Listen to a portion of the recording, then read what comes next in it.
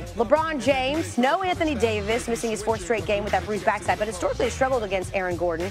He's held to the fewest points per 100 possessions when covered by Gordon. That's 17 points, and Gordon would continue that on Wednesday. You see him defending LeBron there, misses in the 3. Terrence Ross in transition, put down the dunk, and he does. LeBron would be held scoreless for the first 15 minutes of the game. Under a minute left, Gordon trailing LeBron in the paint. He misses the shot again. Ross, again? Are you about to do this again in transition? You're going to get another dunk? JaVale McGee's like, no! Oh, that was nasty. Oh, my God. Put it in an NBA mixtape. You know who's pumped about it? Dwight Howard. He's on the bench there, but he had 16 rebounds in the night. But the Magic would have a 20-point lead in the second quarter. We pick it up in the third. They're up 13. Aaron Gordon, little pump fake here. Watch this. Off the backboard to himself. He's got his own slam dunk competition happening in the middle of a game with the Lakers. What? Creative finish for Gordon, who had 21 points on the night. But the Lakers would stage a comeback down 16 here. LeBron looking for Kentavious Caldwell-Pope. Under 4 to play in the third. LeBron again. There's hope with Pope, who had 17 points. LeBron with 19 assists. So we had a tight one in the fourth quarter. Lakers are up now by 1. LeBron goes baseline. Drives for the dunk, but misses. He misses the wide open dunk. It's not very LeBron-like. Stuffed by his own rim. And those 2 points would come in handy down the stretch. Over 4 to go, all tied up. Markelle Fultz, he had a moment. He said the final minutes of this game are what I dreamed of. You see the tough shot there and the unreal handles by Fultz, who had 21 points, 10 assists, and 11 rebounds. His second career triple-double. 30 seconds left. Lakers down by 4 until LeBron makes it a 1-point game. Oh, it's a good one. 10 seconds left. Lakers down 3. It's LeBron going back and forth with Quinn Cook. Step back 3.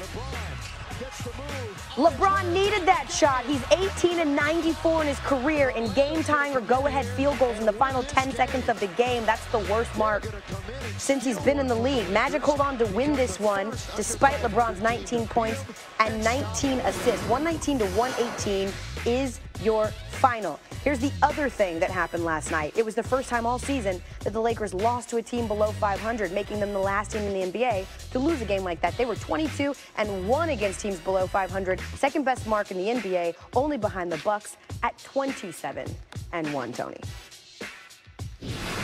The Mavs continued a successful road trip visiting the Kings. Luka Doncic 0-4 in his career versus them. The team that snubbed them, they had the opportunity to select Luka number 3 overall in the 2018 NBA draft, but instead drafted Marvin Bagley III. Luka would attack Bagley right out of the gate. Toss to Dwight Powell. Whew. And he wasn't done with Bagley yet. Take a look at this. Minutes later, he gets by De'Aaron Fox.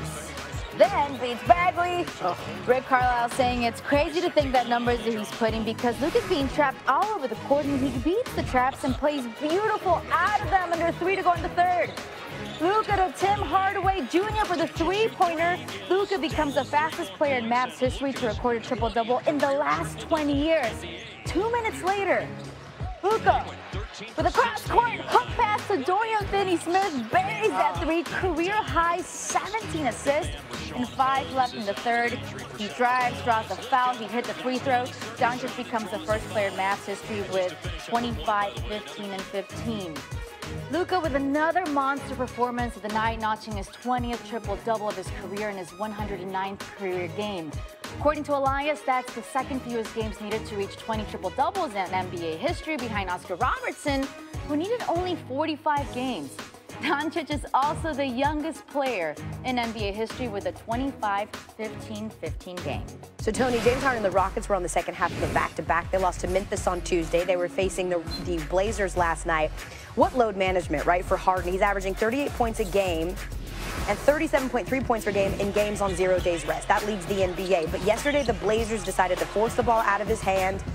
He gets doubled in the corner, passes to Ben McLemore, he turns it over. In fact, Harden had 8 points, 0 assists in the first half. First game for Harden was 0 assists and less than 10 points in the first half since 2013, and he had 13 on the night. Lowest point total in 2 years. Harden struggled in the first half, so did Dame Dollar. He had 7 points at the break. In the third quarter, though, he got hot. In fact, his quarter average of almost 9 points in that third is the 4th most in the NBA, so it's been a good quarter for him. You see him here with the tough finish at the rim as well. So he turns it around in the third for 16 points, 5 for 7 from the field, and would end up with 25 on the night. But in the fourth quarter, Rockets trying to make a comeback. They're trailing 13. There's 10 to go. Russ Westbrook pulls up. He hits the jumper. He rested against the Grizzlies. He played last night. Westbrook to McLemore. Hits the 3. So Rockets down just 5 now. But CJ McCollum would hit a 3. And then later on, Carmelo Anthony with the dagger shot from the corner. He had 18 points. And the Blazers win 117 to 107. What's going on, Houston? No, it's concerning, but what I'm saying, to me, the focus is not on getting it right. The focus is more looking at the back of the jersey instead of the front of it. And we just need to get over it. And again, every ship, gets rocked sometimes. We're getting rocked right now. Is there anything that stands out to you in terms of why the defensive intensity has been inconsistent thus far this season? I have no idea. How does that get corrected as you guys get to the second half of the season? Play harder. The real measurement of a man is where you stand during adversity. So we'll see, and that's I live for things like this, and I know the guys in the locker room are feeling the same way, and we just got to stay with it. We're, what, 16 days into 2020? Hasn't been their year so far, right? Well, it hasn't been a lot of people's year so far, but things don't get easier for them either. I mean, you see all of their ranks since January 1 because their next game is at home again. How's it at SportsCenter? We're in Los Angeles. He's Stan. I'm Neil. An injured Anthony Davis joked that the Lakers don't need him. His coach countered that the team is undefeated without him. Tongue-in-cheek, but true. Yeah, the Lakers didn't bottom out when Davis left their lineup with a bruised backside. He was out again Wednesday for a 4th straight game, with the Lakers hoping to keep kicking butt against the Magic. Final home game for the Lakers before their annual Grammy road trip that kicks them out of Staples Center, and they play 5 straight away from home. You see what Aaron Gordon has done against LeBron James, and Gordon was at it again Wednesday. Second quarter off the inbounds. James, no good. Terrence Ross says, I'll take that. You take this. James held scoreless for the first 15-16 of the game. Second time this season he's held scoreless in the first quarter. Gordon trailing James in the paint. He misses. Ross going to go for another dunk at the other end, but this time didn't work out that way. JaVale McGee with the block. And Neil, you know who really enjoys a big man making a block? Another big man known for making blocks. Under 8 minutes to go in the third, Magic up 13. Aaron Gordon, got McGee with the pump fake there, and then off the backboard to himself. That was like a top play. Yeah. Creative. He was in no man's land, wound up with a dunk. Reminds us of another all-time dunk from a Magic player. This is before HD, but just as good. Tracy McGrady in 2003 off the glass against the Raptors with 2 hands. Was there HD in 2003, or we just took us longer? Television like that? Just took us longer to catch up. LeBron James, Kentavious Caldwell-Pope, the Lakers bench, outstanding in this. They had 68 points combined. Caldwell-Pope was 17, 19 assists for LeBron James to go with the 19 points. But this game was about Markelle Fultz in Orlando, reviving his career after all the injuries and assorted problems in Philly. And look at Fultz. His mom was there to watch him. His college coach, Lorenzo Romar, was there to watch him. And look at the handles. Fultz, 21 points, 10 assists, 11 rebounds, his second career triple-double, first with the Magic. 30 seconds to go. Lakers are down 4. James, that'll help. They're down 1. Lakers hit 15 threes. James hit just 2 of them in 9 tries. He needed this one. Really needed this one. Gotta look, but clank, clank.